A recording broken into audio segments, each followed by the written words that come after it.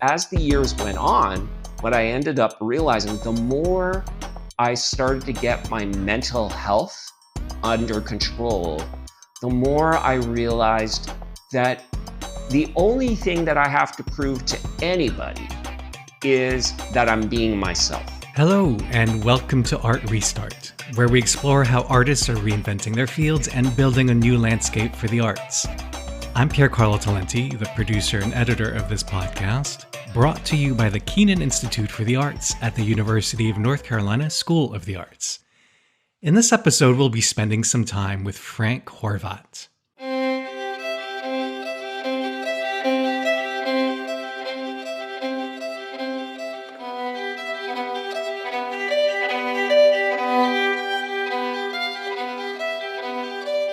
Frank is a celebrated Toronto-based composer and pianist who for decades has written and performed music across genres, from contemporary classical to musical theater and electronica. In 2017, he was the inaugural recipient of the Kathleen McMorrow Music Award, which recognizes outstanding work by Ontario composers. Frank is devoted to using his creative platform to support and bring awareness to causes about which he's passionate: the environment, human rights, and mental health.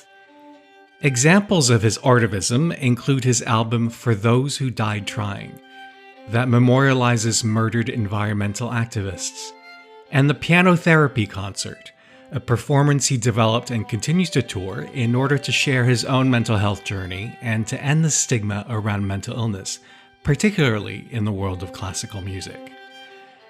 Early on in the pandemic, with all of his performing dates canceled, Frank started writing short compositions for a wide array of instruments, from tuba to marimba, that his musician and vocalist friends could rehearse and perform in their homes. He started calling the project Music for Self-Isolation, and eventually wrote 31 pieces. Music for Self-Isolation became an international phenomenon, has since been recorded as an album, and is the focus of a documentary film. The music you're currently hearing is from the album and features Tanya Charles Ivanchuk on the violin. And as I'm recording this introduction, Frank is hiking some of the most scenic trails in North America. For work, I swear. He's been commissioned by pianist Kara Huber to compose a suite of solo piano pieces inspired by the hiking paths around the town of Banff, Alberta, in the beautiful Canadian Rockies. And he's currently taking full advantage of a month-long hiking and composing residency at the Banff Centre for Arts and Creativity. Frank spoke to me from his home in Toronto. In September of this year, he was kind enough to be a panelist in a virtual salon the Institute produced, in order to discuss how artists can navigate mental health challenges. In the salon, he spoke of a crucial turning point in his professional and personal life, namely when he started using his composition as the language with which he could talk about his own struggles with mental illness. I started this interview by asking him if he was conscious of this transition taking place as he was composing, or whether the realization came about after the fact. I love your question because it does resonate with me a lot about my composition process. Often as I'm composing a piece, especially if I'm composing instrumental music where there's literally no words associated, if it's not a vocal piece, I often think about, especially those opening moments of composing something, what is this all about? And I find that for me, composing a piece of music, especially instrumental music, is almost it's a very subconscious, out of body experience. Sometimes it takes a lot longer for my conscious side to catch up with. And I explain that only because of the direct relation to mental health, because I lived in about 15 years ago. I'll be blunt. I was in denial. There was something definitely not right with me that needed to be better when it came to issues around depression and anxiety. But I was just deny. And, Did you also feel at the time that it was affecting your art, that denial? Yes, Mm. absolutely. Because I was not productive. I was doubtful. I was doubting myself. I would ask questions like, who will want to listen to this? Am I good enough? I am not good enough. Like, look at all these people that are winning awards and getting accolades and stuff. I've never won anything, even though I had, but I'm like, oh, I never won something of that caliber. So Hmm. obviously I'm not good enough. And so I just wouldn't write. I would doubt myself. I would sporadically write. And what's funny is I had talked with that tone so confidently, like with such vigor that, of course, if you tell your brain anything, your brain will think that's the truth. So if you say the sky is green, if you tell your brain enough times the sky is green, then your brain's going to say, okay, the sky is green, So, whether it's true or not is irrelevant. So, and of course, and I became belligerent about it too. I remember in those days, I would actually tell my wife, I would talk to her like with such vigor and passionate why I wasn't good enough, why I wasn't a musician. Every negative thought, I would frame it as the reality. And I put reality in quotes, you know what I mean? And so I lived for so many years where I don't have a problem, even though I did have a problem. It was sort of like this vicious cycle. And then B, meanwhile, I'm struggling and I'm complaining about my music career and that type of thing, but still not, it's nothing to do with me. It's the outside world. And my negative thoughts and my depression had nothing to do with it. So finally, of course, like most illnesses, it starts gradually and it starts to get worse. And when it became paralyzing that I couldn't do many things, I would cancel engagements. I would be paralyzed. I wouldn't go anywhere. I wouldn't do anything. I couldn't talk to anybody. It just became enough. And I saw the impact it was making on my loved ones that, okay, I need to do something about it. And so I finally admitted it by going to the doctor, and starting psychotherapy. This is all what I'm describing here is years and years and years. And so, was the few compositions that I was composing in those early years reflective of that? Most likely, but I definitely wasn't admitting it. And even when I started to admit to myself and my loved ones that this was what was going on, and I was getting help for it, and I was going through a process of therapy, it took years before I started to finally sort of say, okay, let's just compose what feels right, what feels like me. This is who I am. So interesting, because what I'm hearing also is that with your music, your subconscious was finally having a direct conversation with the conscious mind, which was lying to you in many ways, as it can do. It was recognizing that there was a different self than what your conscious mind was trying to convince you was there. I love that.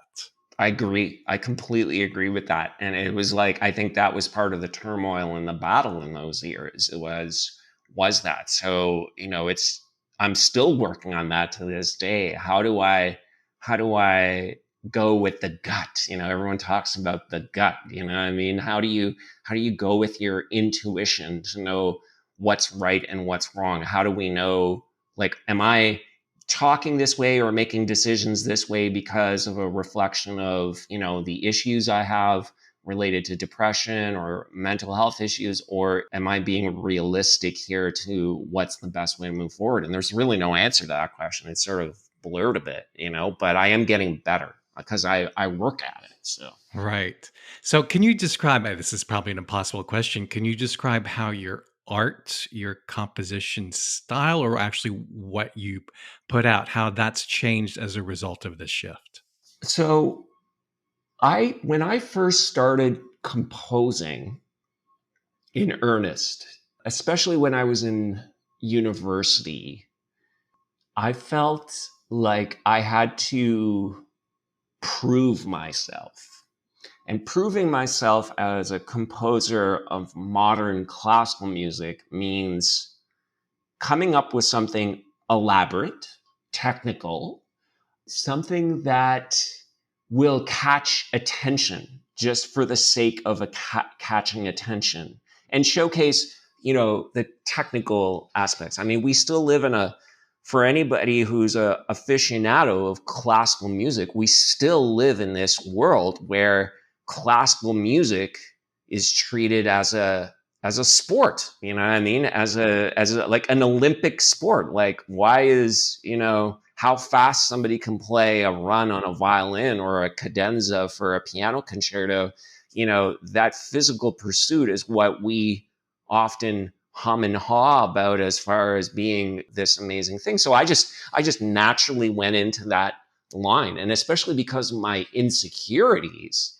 I felt like I really had to compose very technical music. And as a pianist composer, I felt like I had to showcase that. And so if you listen to my very first album that I put out in about 2007, which was a collection of solo piano pieces or compositions of my own that I performed, it is so freaking intense. You know what I mean? It's just like, how many notes can I fit into X amount of minutes? You know what I mean? That was, it felt a bit like that. Now, that being said, I'm proud of that album. And I'm proud of that album because that reflected where my mindset was at that particular moment. And there's a lot of really interesting compositional musical things going on there. But as the years went on, what I ended up realizing, the more I started to get my mental health under control, the more I realized that the only thing that I have to prove to anybody is that I'm being myself. And so if being myself means I'm going to show through my music, I choose to show different versions of me through my music, what things I believe in, things that are close to my heart, different aspects of my moods and my personalities, that I could be vulnerable enough to share that in music. And I don't think, especially those years after I graduated from university where I felt I had to, fit a certain mold of what a successful composer, the type of music that a successful composer composes. That's what I think I gradually veered away from. And it's awesome. It's been an awesome experience because I think I mentioned this in our salon talk recently, that the moment I stopped caring what people think of my music and just composed the music that feels true to me, the moment I stopped worrying about how the outside world might perceive that, ironically, what's happened is more people are way more interested in what I do. Right, because they can see an authentic person. They know what they're getting. They're getting the fullness of you, right? When they hear your work. I guess so. I guess so. And I'm not really into, as a composer of modern art music, I'm not exactly the type of person that's best, in the music business to gauge, okay, well, what kind of music will really resonate with people? That's not my thing. But I think you're right. I think it's no coincidence that in the recent years, some of my most successful projects were the ones where I just like said, oh, this is really touching me. This is really engaging me and close to my heart. And I'm just going to do it. And even though it might be a little ridiculous structurally, or the way I might share it or that kind of thing might be a little ridiculous, I'm going to do it anyway. And people seem to be interested in that, which is great. And I love it because I love connecting with people about, music and that type of thing. But you're right. I mean, anytime you're just true to yourself, then somehow I think there's this sixth sense when we interact with fellow human beings, that they can just sense it. Wow, there's something cool here. And there's no other way to be, than that. So. You mentioned your training at a conservatory, and as you know, UNCSA is a competitive conservatory itself, and you're also a music educator and have been for many years. How would you like to see conservatories prepare their students for professional success while also tending to their overall well-being? Or I guess another way to ask this is what would have been most helpful for you when you were a student? Yeah, that's a really good question. And I've been teaching music and conducting workshops and working with young musicians for decades now, and seeing private students, and that's been a one aspect of my music career that's been so gratifying. But you know, one of the things that I have struggled with in this system that I work within, and the culture of music education, especially the culture around education of specifically classical music. Mm-hmm. The classical music tradition is just like I was talking about earlier for myself. What defines success? What defines a great, well honed classical musician? And, you know, I personally don't have an answer for that. But I think the problem with the decades and centuries of the classical music tradition is they have tried to make that defined. Mm-hmm. You know what I mean? And for me, music is art. I love sports. And there's definitely a lot of similarity between the discipline of being an athlete and the discipline of being a performing artist, like a musician or a dancer. For sure, there's so many similarities. But the one thing there is no similarity is, how do you define success? So, an athlete, it's pretty, you know, and maybe some people might argue with this, but it's pretty black and white. If I'm a athlete in an Olympic sport, I know I have really reached the pinnacle of success if I'm able to qualify for an Olympic Games, if I'm able to place, if I get a top 10 or a gold medal, gold, silver, or bronze. These are black and white, easy things to gauge for an athlete to say, okay, well, it's pretty obvious where I'm at, and these are the rules of my sport, and these are the things. Now, we've tried to do that same type of thing in music. We've tried to say that if you are a great pianist, a great piano student, you need to play exceptionally well everything. You need to be proficient at playing a Bach prelude and fugue, a Beethoven sonata, a Chopin ballade, a Debussy nocturne or prelude, and a certain amount of modern works. And if you can't fit that criteria, then somehow you're flawed. You're not an artist. You don't earn the right to call yourself that. For me, that's the starting problem with the system, especially in this day and age where we are trying to live in a world, as we should be, of being more inclusive, trying to break away from the traditions that this is something that we should only revere old white dead European white guys. You know what I mean? It's just stunning that we still live in a world like that. Now, does that mean, am I saying that we revere Bach too much, or Beethoven, or that people shouldn't aspire to learn that music? Absolutely not. I love Bach. I love Beethoven. I wouldn't be where I was as a composer, my craft as a composer, and my pianist training, if I didn't get exposed to that. But who's to say, with a mark, with a winning of a competition or a festival, that so and so is not a musician because they are not able to do these things? We need to figure out, how do we nurture and help young people develop their talents without pigeonholing them and saying, well, if you don't fit into this mold, you're a lesser musician or a lesser artist than others. That's, for me, the fundamental problem. If we solve that and come up with some kind of a more nurturing system to let people blossom in their talent from where they're at, then I think we're heading in the right direction. And I think some institutions are definitely starting to do that, which is awesome. But I still think we have a long way to go. If you were running a conservatory, what would be the first system you would change? What would be your first fix towards that goal? So I should make it very clear that I have never worked for a post-secondary institution, or a conservatory, or even a music school for that matter. When I graduated myself from university many years ago in music, I instantly opened up my own private teaching practice. What I've been blessed with being a private teacher is nobody's telling me what I should or shouldn't teach.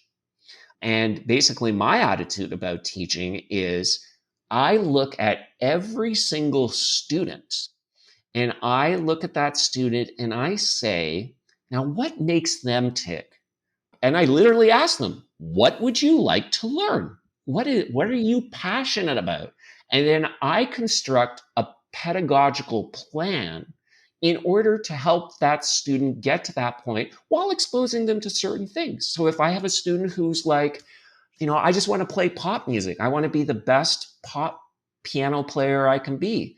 Well, does that mean, oh, well, we're just, playing pop pieces and we don't do any ear training or musicianship exercises or technique exercises or theory? Of course not, but it's all designed around what their goal is. So to answer your question, what I think institutions should do Because is presumably, an institution is trying to train its classical music students to be professionals, right? yes. So what Right.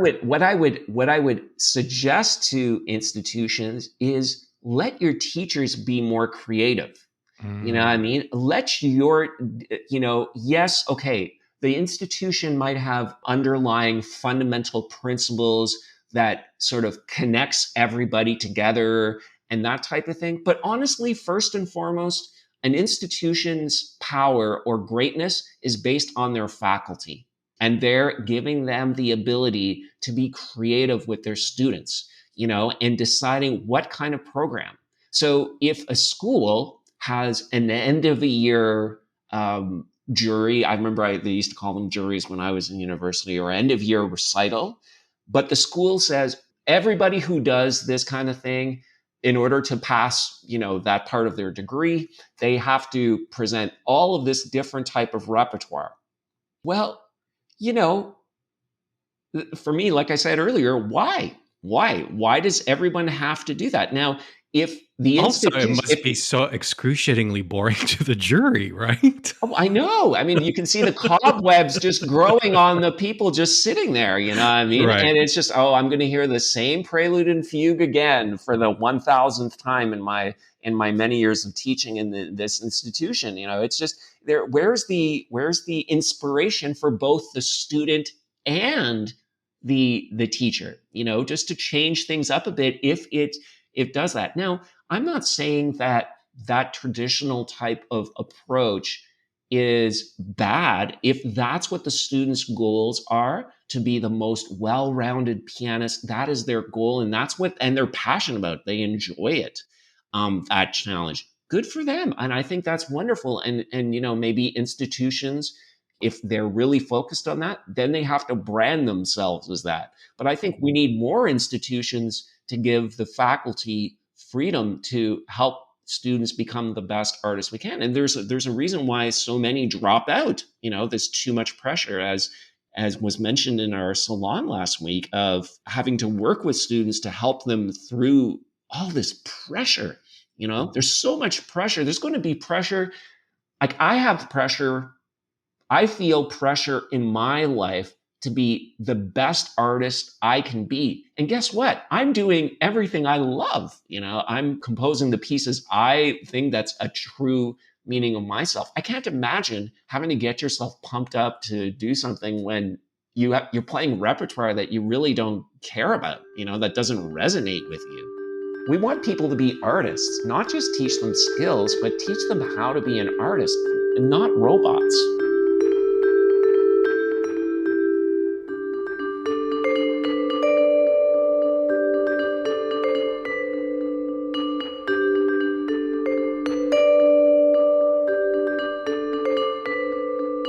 Many thanks to Frank for allowing us to include excerpts from Music for Self-Isolation in this episode.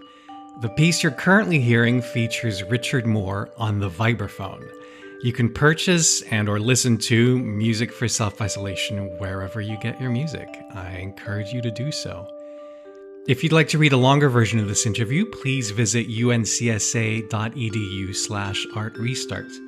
And if you enjoyed this episode, it would be great if you would let us know by leaving us a rating.